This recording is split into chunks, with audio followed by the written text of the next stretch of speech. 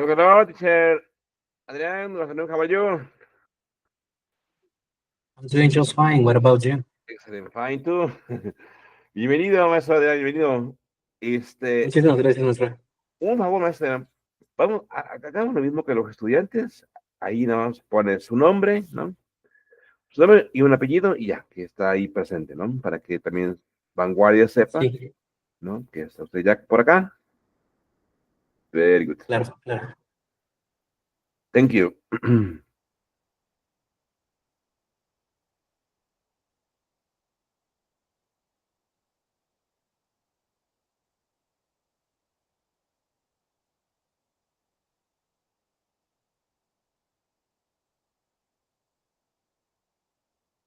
Bien, esperemos algunos minutos a ver si se unen más compañeros. Very good. Excelente, maestro Adrián. ¿Cómo han ido con su clase, maestro Adrián? ¿Bien?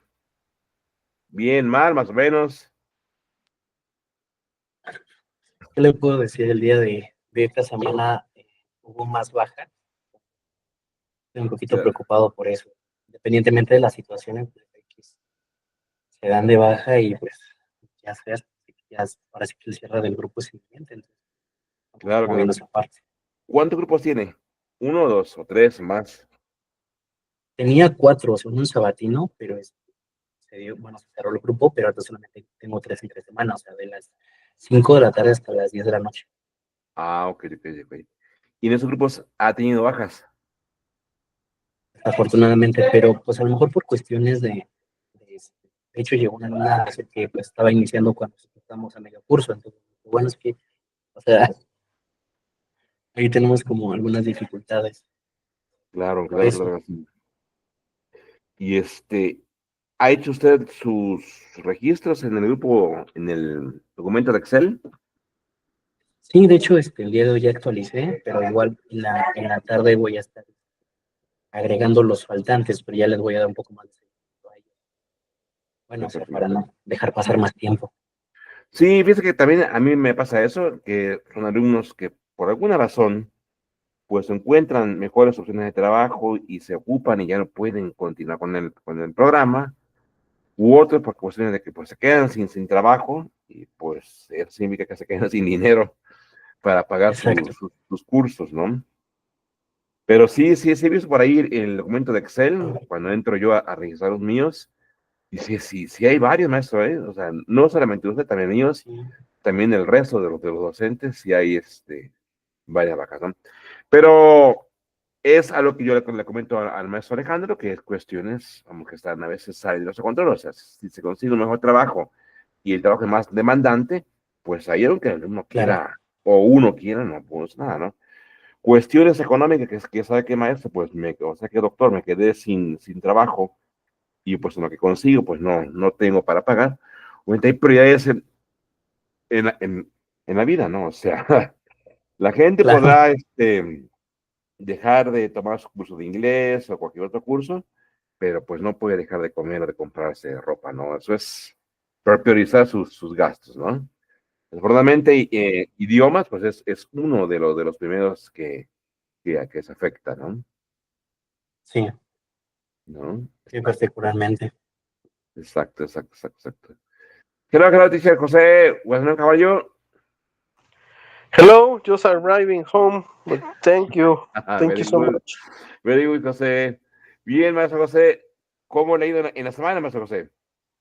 Bien, pues ya esta semana terminé con grupo uno y grupo 3. Ok, Este, apliqué exámenes y todo, ya esperando a ver cómo nos va con el otro curso. perfecto, maestro José. ¿Cómo le ha ido con su baja, maestro José? Pues no sé qué. Ahorita me mandaron otra lista, pero no estoy seguro porque me repitieron la misma cantidad de alumnos, pero todavía tengo alrededor de 10 más o menos por grupo. Ok, De como unos 15, 17 que empezaron más o menos de enero. claro, claro, sí, entonces sí se ha tenido, exactamente, ok, ok, ok. Perfecto, maestro José. ¿Cuántos grupos tiene, maestro José? Dos. Dos grupos. Ah, ok, ok, perfecto. ¿Entre semana o sabatino? ¿O Eh, domingo? Semana de 8 a 10, profe. De 8 a 10 de la noche. Sí, correcto. Perfecto. Okay, okay. Hello, teacher Dan. Good afternoon. How are you? Teacher, how are you doing? Thank you very much. Welcome, welcome. Okay. Thank you. Maestro Dan, ¿cómo ha ido con sus grupos, Maestro Dan? ¿Cómo ha ido en la semana? ¿Cómo le fue en la semana? Todo bien, profe. También, al igual que el profe José Antonio, recibí algunas bajas que algunas se repitieron, pero ya las actualicé. Perfecto. Pero, Pero todo bien con los alumnos, profe. Sí. ¿cuántos grupos tiene?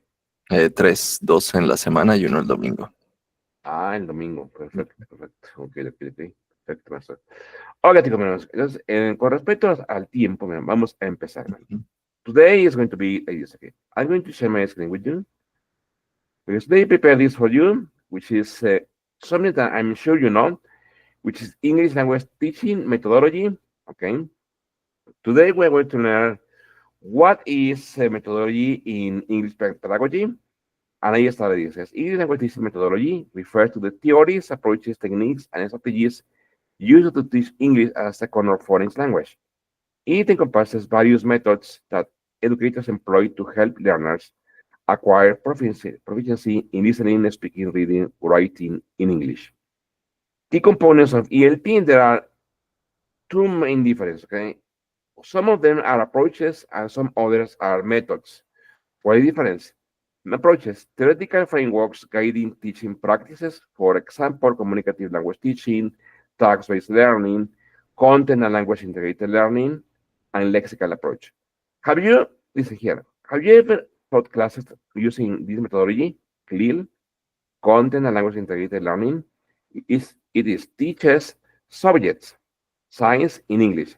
Have you ever taught any subject in English? Obviously, not English, but for example, some schools look for teachers who can teach history in English, chemistry in English, biology in English. What about Manuel, Adrian? Have you ever taught a subject in English, Adrian? Beyond English, obviously. Okay, could be one of the methods about technology. Could be one of the best subjects Very, that we teach in schools. So that could be one option. very good. Okay. What about Jose? Have you ever taught, I don't know, chemistry, biology, or physics, or history in English? No, previously on Valladolid, Colegios Valladolid, I was teaching science and mathematics for primary kids. Good. And I worked once in literature also for BA. Very good. But in Spanish or in English? No, in English. In English. Okay, okay. Yeah. And Jose, and what was the experience of teaching those subjects in English, Jose?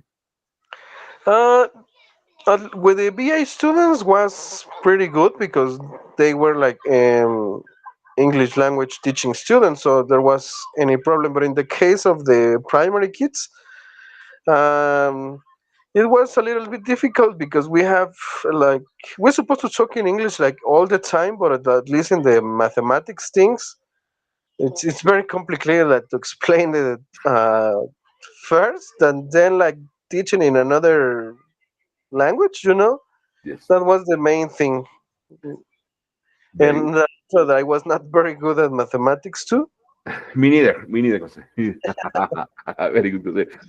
Jose, please tell me, Jose, what is your background? What is your educational background, Jose? Do you study English to be a teacher? Do you have a BA in English, in education? I don't Yeah, know. I do in English language teaching, a BA in English language teaching. Ah, okay, okay, that's why. Very good, Jose. Okay, very good. Very good. What about Dan? Have you ever taught any subject Dan in English?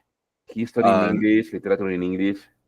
no, teacher, no. I have never had a chance to like to teach other subjects in English, but at some points, at some point, I had the chance to give like an exposition, but never a whole subject. Very good. Okay, Mhm. okay, okay. Very good. Yes, because that methodology is called like this. It's a special methodology in English called TKT. There, I'm going to write there on the chat from it. TKT. Okay. There is an exam, a Cambridge exam, which is teaching. Look at this. Teaching knowledge. Teaching knowledge test. It has 3 modules. Okay.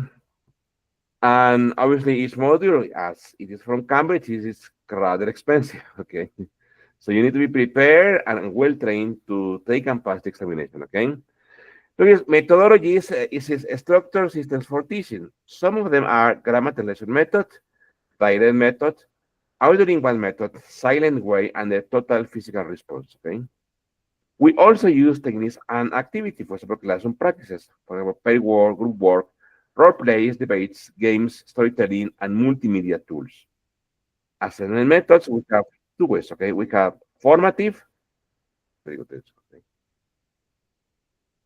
Formative is says ongoing feedback versus summative, okay? Final exams, performance-based assessments, presentations, and projects. Like that. I think we all of us do this, okay, in our classes, okay? Also, modern trends in ELT, which is blended learning, combines online and face-to-face teaching or synchronous classes. Through classroom, students study content at home, practicing class, differentiating instruction, tailoring lessons to different learning styles, and use of AI and edtech, which is apps for like Duolingo, chatbots, and virtual classrooms. Okay. ELT methodology evolves with research in linguistics, psychology, and technology and education. The best method depends on learner needs, context, and goals. For example, academic English, business communication, or casual conversation. For example, a question for Adriana. Adriana, have you ever taught Adriana business English? Come again, please. Yes, have you ever taught business English? Maybe not that deep as I could, but we had a chance to make a superficial revision about it. So that's it. Okay, okay, very good. Okay. Vamos, José Antonio. José Antonio, have you ever taught business English, José Antonio? Have you taught what? Sorry? Business English? Sorry, sir, I can understand very well. Yes. Have you ever taught, lo voy a escribir aquí, okay? Business English? Ah, business. Ah, okay, no, not really. Not yet. Well, José, not No. yet. Okay, not yet. Okay. Yet. No, maybe in the future. Okay. What about Dan? Dan, have you ever taught business English, Dan? There's one time I had a chance to teach a course about that, teacher. You know, some technical vocabulary in which sometimes the students have some troubles. You know, but it is really practical, especially for the professional world. You know, they find it quite useful to learn business English because it gives you more opportunities at the moment of interacting with your English. Exactly that. And what was the experience like for you when teaching business English? Did you like it? You didn't like it? Was it challenging for you? Or was it super easy for you? No, I mean, I really like the teacher. It's completely different. Honestly, it's a whole different experience because the students are not that focused on the grammar, but more into vocabulary. They already know the grammar, so they don't really require that much of the grammar review. But they need some more vocabulary to use in business English, and that's mostly what we focus on. Very good. And also in conversation, right, Dan? Yes, of course. Yes, it's very practical. It gives you more possibilities to interact differently and to especially to expose your professional experience, you know, Exactly. Very good. to showcase it. Very good. Médicos, aquí se encuentra el maestro Alejandro. Maestro Alex, buenas tardes, ¿cómo está? Profesor, buenas tardes, ¿me escuchan todos? Claro que sí. Perfecto, muy bien, a ver, permitan, perfecto, ya me ven todos. Perfecto, profes, miren, me da mucho gusto, bueno, espero que tengan una excelente tarde todos. Me da mucho gusto de que, pues, han sido los profesores que están aquí constantes en cuestión de la capacitación con el profesor Cervantes, y pues eso habla mucho del compromiso que tenemos aquí en el equipo, más que nada. No solamente es un ganar aquí en la institución con las clases y demás, sino ya es un ganar general, ganar de parte de la escuela y por parte de ustedes. Pues. Bueno, esa es por una parte. Por una segunda parte, profes, aquellos profesores que estuvieron involucrados en cuestión de su retención, muy bien, felicidades. Aquellos profesores que estuvieron atentos más que nada y comprometidos en cuanto al taller de las bajas, también muy bien. Eso también habla mucho del compromiso de los docentes. Y pues también más que nada un tercer punto, ya formalizar, digo, anteriormente se había hablado, se había ya trabajado, sin embargo ya a nivel general no se había dado como tal ya esta noticia. El profesor Cervantes ha estado apoyándonos en el área de, bueno, en las capacitaciones y demás. Yo les voy a confesar algo. En su momento el profesor se acercó conmigo, oiga, profe, pues me interesa que todos ganemos, me interesa que los profes, pues sí mejoremos. Digo, hay ocasiones en las que nosotros decimos nuestras clases son perfectas, pero hay detallitos que a lo mejor no sabemos cómo aterrizar. De hecho, ese es el objetivo de este tipo de capacitaciones. Entonces, si no, sin más rueda ni nada por el estilo, ojo, esto no se le estaba pagando al profe como tal. Eso fue principalmente iniciativa.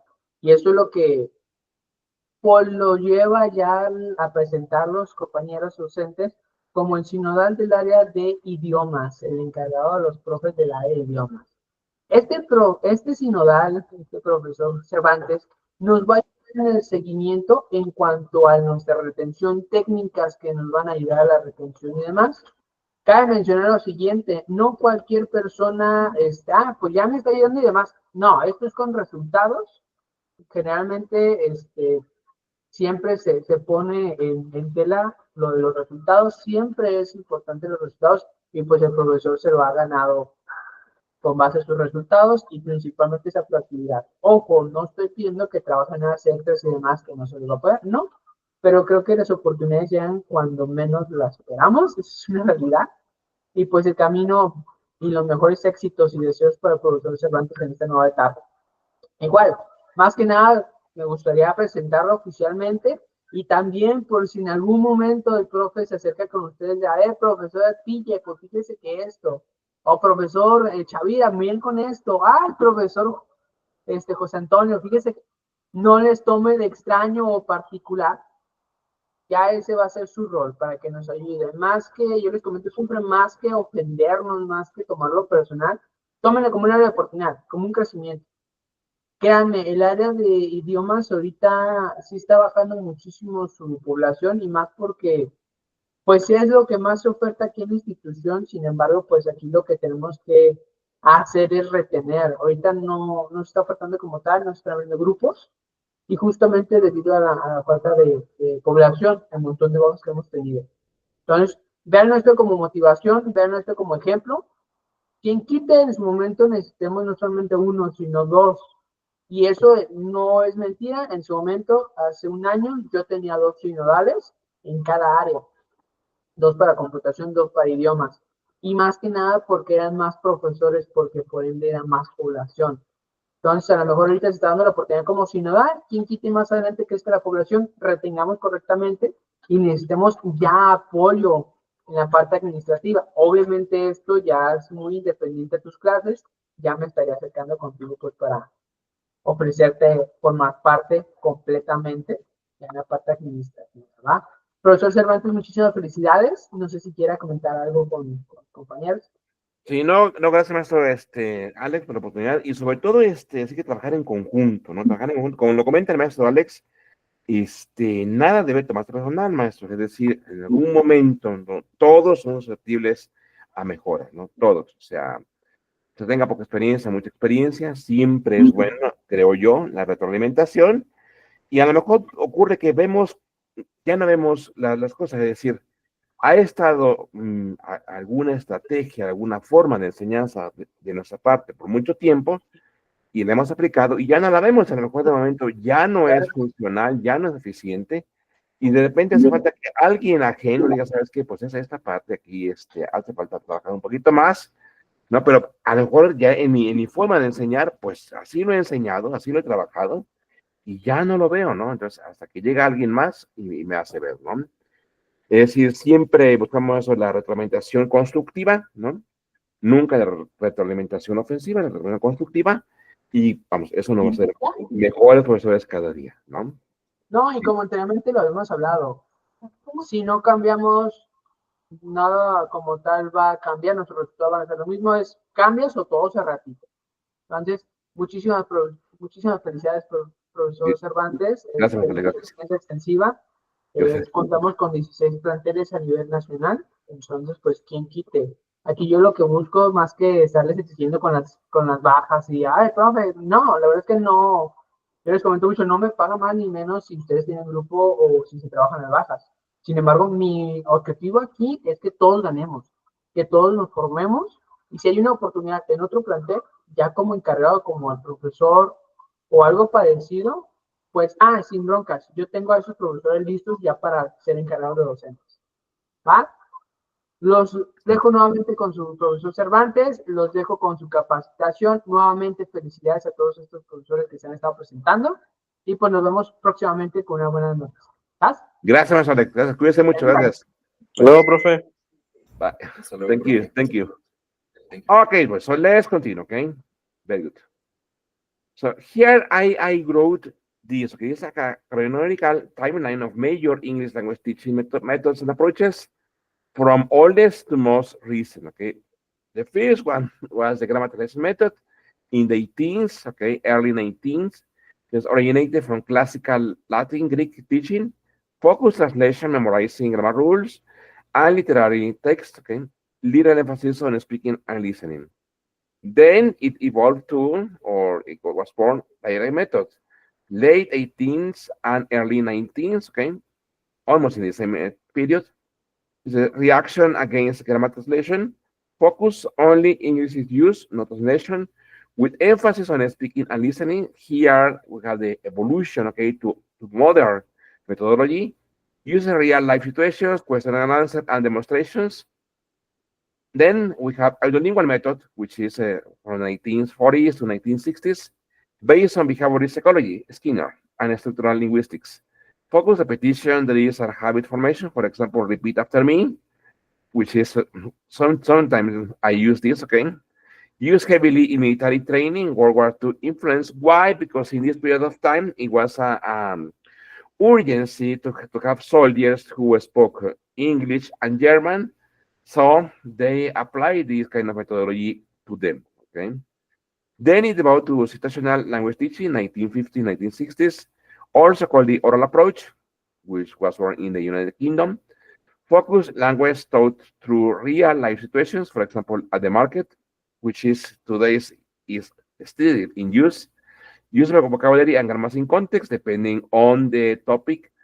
And for example, the books that we use here, they follow this, okay, at the market or at different settings, okay. Then it evolved to Silent Way in 1960s, 1970s, developed by Caleb Gatengo.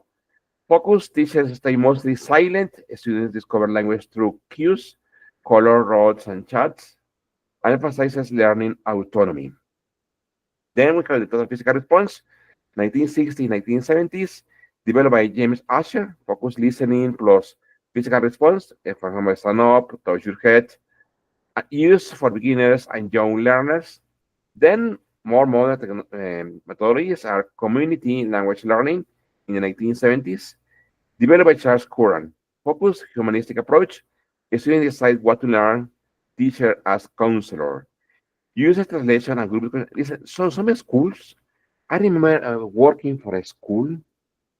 I don't remember the name of the school, but in this school, you as a teacher, you show the student the topics that they had to learn, and in that moment, the student had a chance to choose what topic they wanted to learn.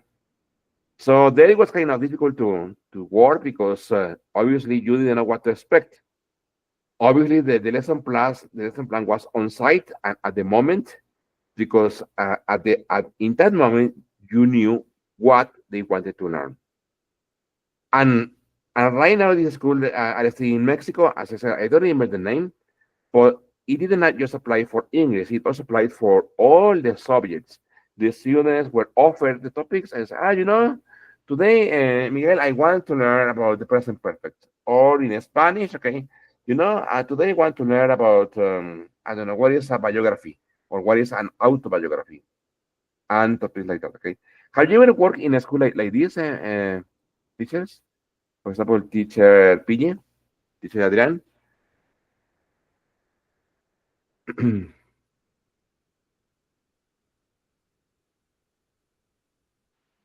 It's about the methodology way. It's, We ha- in this in the school that I mentioned it, that you go to the classroom and then you have to write down the topics, okay, or the available topics for them. Usually like 10 topics, okay. And in that moment, the students they either have to choose or pick out one, and then you have to teach that topic. it's maybe could be one of the best ways to learn, but we don't need more to be more organized. Okay. That's the thing. It's Exactly. a very easy way to do it, but it, I I don't get it at all. Okay. Very good, very good. What about Jose? Have you been working in a school like that, Jose? Not really. Okay, I've always been working like in the traditional methods, okay. something like that.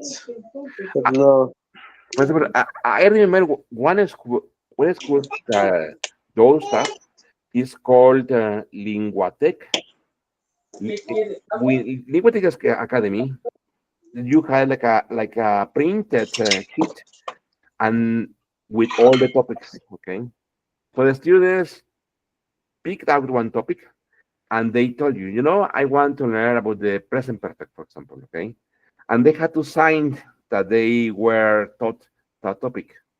And they had for each level, obviously they had different topics, but you didn't know what to expect until the class came. Okay. What about Dan? Have you ever worked in a school like this, Dan? Teacher, no, I haven't. Well, as you mentioned that it is very interesting. Like you have the opportunity to let the students choose the topic they actually want to learn. But I have worked like that, but using like a conversational focus. Like Very good. proposing different topics to have a conversation, to have an interaction regarding different topics, but not from the grammar focus. But it's very interesting. I mean, it's. Yes, exactly. It's called. I think Linguaskill is still in the market. Mhm. I think they have changed the name, but I don't remember the new name. But yes, it was just like that. Okay, at the time that they had the class, you as a teacher, you knew what topic to teach. Sometimes this academy had material, some others they didn't have any material. So everything had to be okay in that moment. Something bad about this methodology is that the next class, the students had the chance to choose another topic. So things like, for example, reinforce activities, reinforce grammar, reinforce vocabulary, you didn't have the chance. Why? Because you have to cover all the topics for the level. So it was all the time an ongoing class. That means with a new topic for every class. Okay. Okay. So then we have like this, okay, it's communicative language teaching, CLT, which is in the 1970s to present. It has emerged from Himes communicative competence and Halliday's functional linguistics. Focus on real communication, fluency over accuracy, interactive activities like role plays, discussions. It's still the dominant approach today. Exactly, we use this approach. And listen, it's an approach, not a method, okay? Natural approach, 1980s, developed by Krashen and Charren. Focus mimics first language acquisition, comprehensive input, low stress environment, emphasizes listening before speaking. Task-based learning, 1980s present, extension of CLT. Focus students complete meaningful tasks, for example, planning a trip, solving a problem. This, my friends, task-based learning is now used okay, with modern pedagogy for online classes, for virtual education. Language emerges from task performance. And also the book that we use here, it also focuses on TBL, okay? Lexical approach, 1990s present, proposed by Michael Lewis. It's a focus, teaches chunks of languages, phrases, collocations, rather than isolated words or grammar. Okay. I have a question from look at this. He says, Adrian, he says, how can you assess the progress in the methodology? By intriguing, very intriguing, by the way, choosing a topic. Good. Well, this academy, Adrian, obviously I don't remember one of them. If it was every 10 topics or every 15 topics, you had to give the students an exam. However, everything was in a calendar. So from class 1 to class 15, for example, you had to teach a different topic every class. If not, the students complained, okay, with the coordinator. For example, if you notice that the students didn't learn quite well the use of the passive voice in simple present, you didn't have a chance to reinforce that because the next day it was a different topic. And a topic that maybe didn't have a connection with the previous topic because it was a list, okay? So they could choose topic 1, then jump to topic 5, then jump to topic 10, or the last topic, okay? The idea was that all of the students had to agree on the topic, or at least 60% of them. If they didn't agree, they had to choose another topic. So, like assessing, yes, they had a time to take the examinations, but it was like every 10 or every 15 classes, and it was a formal examination, okay? Obviously, in this methodology, most of the students didn't do well in the exam. Why? Because, as I said previously, they have time to reinforce. For example, for my class, okay, last week, for example, I was teaching simple present, okay, and I noticed that some students didn't catch the rules for he, she, or it, okay, conjugation in simple present. So I took like 2 more classes, okay, to reinforce that teaching and continue working, okay, on the topics from the book. So here is quite, in one is quite easy because you have the chance to reinforce the topics. But in that methodology, no, okay. Very good, okay? Yes. Maybe it was motivating for the students not to have to have the chance to choose a topic. But for teachers, okay, and with your experience, okay, you could notice that they didn't do well. But it was all the time a different topic, okay? Very good. Okay. This is very good, okay? Okay. Here we have also the content and language integrated learning, CLIL, 1990s to present, as focus teaching subjects like science, history in English, and popular in bilingual education, okay? Very good. Here we have blended learning and teaching-based methods, 2000s, present, it says combines traditional teaching with digital tools for apps, AI, online platforms. Examples, free classroom, gamification, mobile-assisted language learning, okay, and many other methodologies, okay. Here you can find a summary from the very old method, okay, to the most modern methodology, okay. Let's start with the first one, okay, the grammar translation method. Although this method is very old, I here on this document, okay, I showed that it still happens in our class, okay. For example, it says time period dominated 18th to early 19th, still used in some regional settings today. Originated from the way Latin and Greek were taught in Europe. Core philosophy, language learning, mastery of grammar rules, cross-translation between languages. Focus on literary and written language, not spoken communication. Based on the belief that mental discipline, memorization, analysis strengthens intellect. Key features of GTM. Primary focus grammar rules, explicit teaching of verb conjugations, nouns, declarations, and syntax. Listen, this still happens in our classes, right? Like explicit teaching of verb conjugation of grammar rules, okay? Translation, converting sentences text between the native language and the target language. Typical classroom activities, memorizing grammar rules and vocabulary list.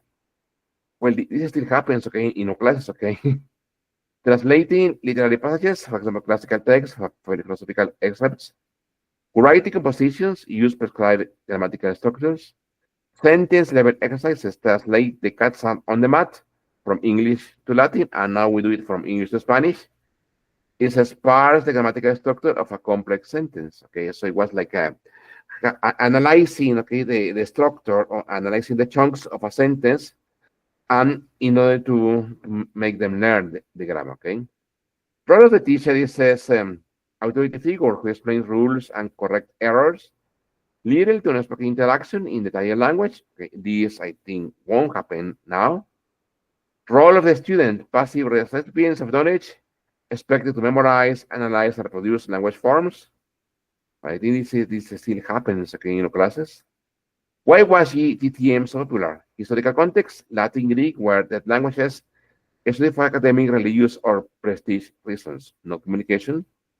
Aligned with 19th century European education, which emphasized mental discipline and classical studies.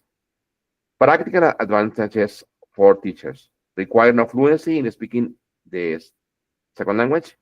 Easy to test written exams on grammar and translation.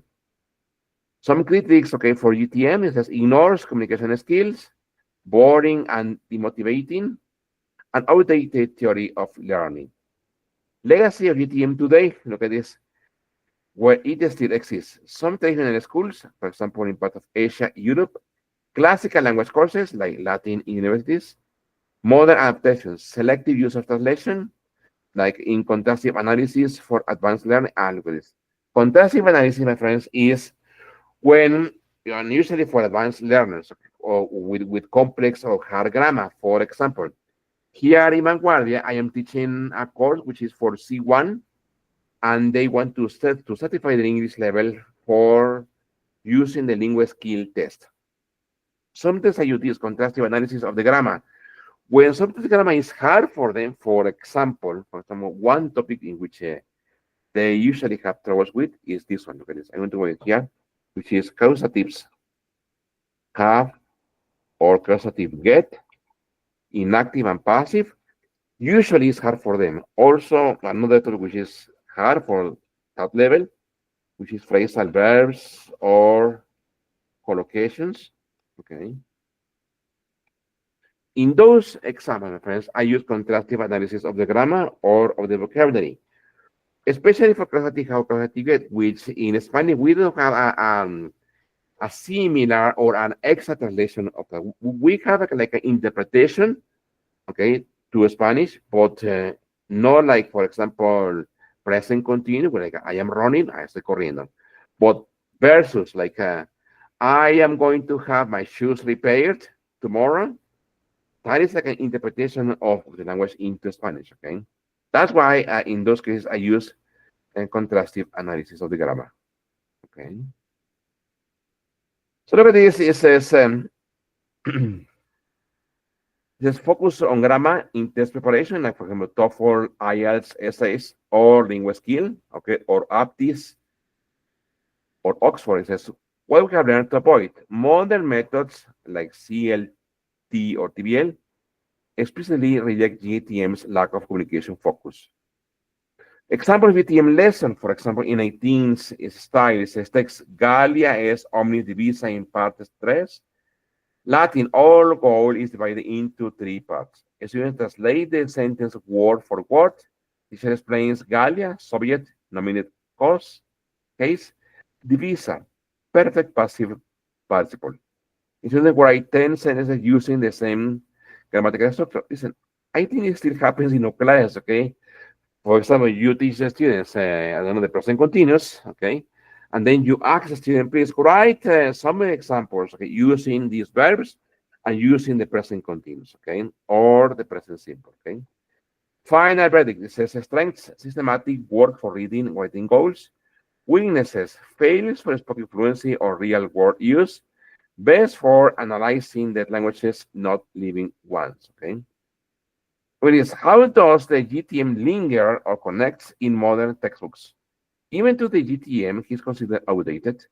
Its influence persists in modern language textbooks, test preparation, and classroom practices, especially in contexts where written accuracy is prioritized over spoken fluency. Here are a key example of how GTM's legacy lingers today. For example, vocabulary list, okay, with L1 translation, grammar rules taught explicitly, fill in the blank grammar drills, okay, literary or artificial text for translation, focus on error correction over fluency, sentence level language practice, bilingual dictionaries as a primary tool, and finally, why does GTM still influence modern materials? Test-driven education. Exams like TOEFL, writing or IELTS favor grammatical accuracy. This training, many instructors learn via GTM and default to familiar methods. There are some limitations. GTM style activities require no tech or oral fluency, easy for large classes. For example, some versions of the TOEFL exam, I remember that they didn't add the or they didn't have the speaking section. So when students took the TOEFL exam in that version with no speaking section, the grammar, the listening, the vocabulary, and the writing was perfect. At some point, okay, they also added the speaking section, and that's where the students started to fail. For example, Lingua Skill exam from Cambridge has two versions, okay? One which is, I think it's called 2 skills, and the other which is the full exam, which is 4 skills. So depending on the student's need and on the institution they studied, they could take either option 1 or option 2. But right now, most students prefer the no speaking section. Why? Because it's easier. But some universities require them to take the full exam, okay? Here it says, I'm going to continue here. It says, a specific textbooks that use the GTM. Some specific textbooks examples that blend GTM elements with CLT approaches, reflecting how modern materials balance old and new methodologies. I'm sure you know this one. English grammar in use, okay, Raymond Murphy. Explicit grammar rules, for example, present perfect continuous, have, has, plus ing. Fill in the blank drills, CLT adaptations. Contextualized examples, dialogues about real-life situations, self-study exercises with answer keys for autonomous learning, best for self-learners or teachers who need a structured grammar foundation, but want to supplement with the speaking practice. I'm sure you have used this book, okay? This book is very, very common, okay, in all English teachers and English classes. Headway, Oxford University Press, GTM traits. Grammar boxes with rules, for example, comparatives, IET plus ER done. Translation tags in some editions, like English sentences. CLT adaptations, thematic units, for example, travel with integrated skills, listening, problem speaking, role plays, and group discussions. Best for classrooms aiming for 50-50 balance between accuracy and fluency. Look, is also very, very famous, okay, in Grammar Explorer from National Geographic Learning. Detailed grammar charts, sentence combining exercises, CLT adaptations, authentic National Geographic text, videos to spark discussion, critical thinking tags like a debate the pros and the cons of space exploration, best for teachers who want to ensure grammar in real world content. Have you listened? I remember working for a school many years ago. It was like 8 years ago, and they used this material, the National Geographic material. What are you, materials? What about Adrian? Have you ever worked with that material, Adrian? The National Geographic textbooks? Do you know them? I know it was like I'm saying before, maybe 2 or 3 pages on internet sections, but using, by the way, Not yet. not. I'm just saying. Very good. Okay. What about Dan? Have you ever used that material, Dan? The one from National Geographic, no teacher I haven't, but it looks very interesting, you know. So the one that I have had a chance to see is the one of Raymond Murphy, you know, Exactly. which is really complete. You know. So that is like the Bible for all Yeah. English teachers, no? Mhm. Exactly. Look at this. The next one is side by side. Okay, Peterson Lehman. This is a very old book, but now they have the new edition. It says GTM traits. It says pattern drills, like what she is eating or what is she doing, okay? L1 translations in some editions, CLT adaptations. It says picture-based storytelling, paired word activities like interviewing classmates, best for beginners in scaffolded repetition, B for freer practice. It says Korean made simple, Billy Go. Well, I can never use this one, okay? It says vocabulary lists with English translations, grammar explanation like topic marketers versus subject markers. CLT adaptations, dialogues with audio for pronunciation, cultural nouns to contextualize language, Best for learners of non-European languages where GTM style clarity helps. And look at this one. The other one is Cambridge English Prepare.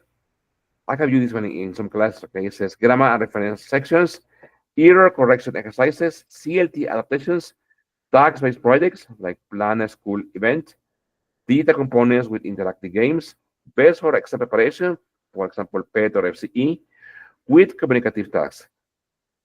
Is why those textbooks, okay, mixed methods, okay, market demand, hybrid effectiveness, and teacher familiarity, okay.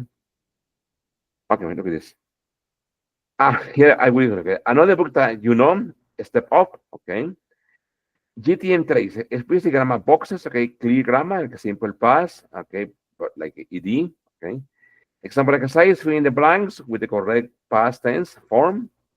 Translation reads, okay, Spanish, English sentence translation, common in these guides.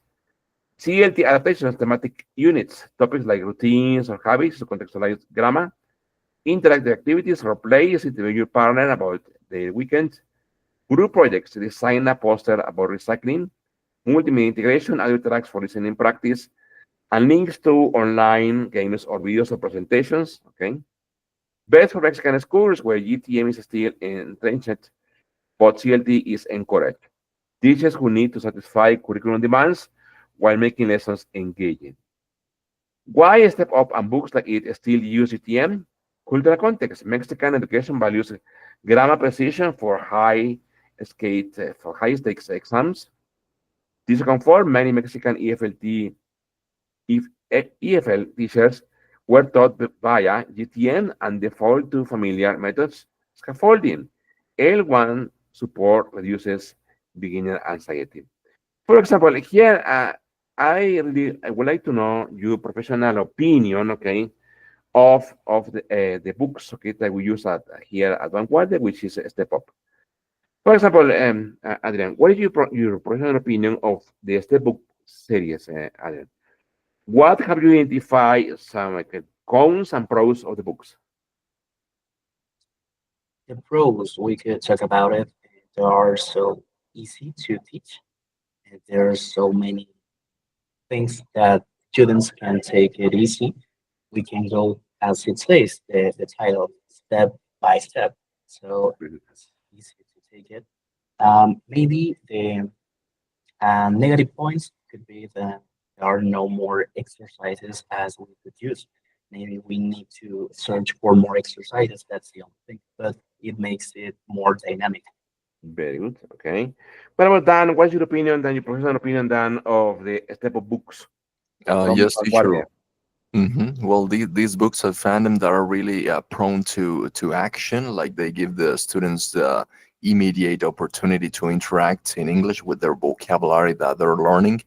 And but I agree with the teacher Adrian that they lack a little bit of more exercises that the students can take advantage of to practice a little bit more. So in that case, I try to provide them other exercises or videos or activities so that they can boost the learning. Exactly. Mhm. Exactly. That's So, for example, Dan, what books have you taught from Step Up? For example, for me, I have only taught book one, Step Up one, and book two. mhm. What about you? Oh, in my case, I think that the one that I've used the most is the Step Up 3. Step Up 3. Three. Okay. Step Up 3, which is really complete because it explains the modal verbs. It begins with perfect tenses. Very Uh, yeah, it's very useful. And a Step Up 4 is mainly with readings that actually tries to take the students to the next step, not only from grammar, but to start reading and to acquire more interaction with the language. Very good. What Mhm. about Adrian? What books have you used, Adrian, from Step Up? I'm just using step up one because One. I'm at level step up one, but the feature then is very interesting. So I could make a searching for that vocabulary text. It's very interesting. Very good, Adrian. Okay. Listen, something that I have just downloaded, okay, all of the books from step of 1 to step of 5. And so far, it was a quick analysis of the books, okay? I haven't found any lesson. Maybe I'm wrong, okay? But I need to check the books more deeply. For example, I haven't found lessons related to this, okay? Look at this. To phrasal verbs and collocations. So I think that is as far as I have just discovered, okay? If the books won't teach these topics, okay? And if a student starts from book 1 to book 5, when he or she needs to take the certification exam from Lingua Skill, they won't know anything about phrasal verbs and collocations, okay? What about you, Dana? Have you ever found these topics in the books that you have used so far? Oh no, teacher. Yes, I totally agree with you that these topics are actually are not shown in the step of 4, neither on the step of 5, and it's really curious. But I think one of the reasons is that I had a chance to watch on a video. I forgot exactly in which one it was, but they mentioned that most of these strategies that do not have an exact translation to other native languages, it's because they pretend that the students learn these structures by reading, Exactly. so like they can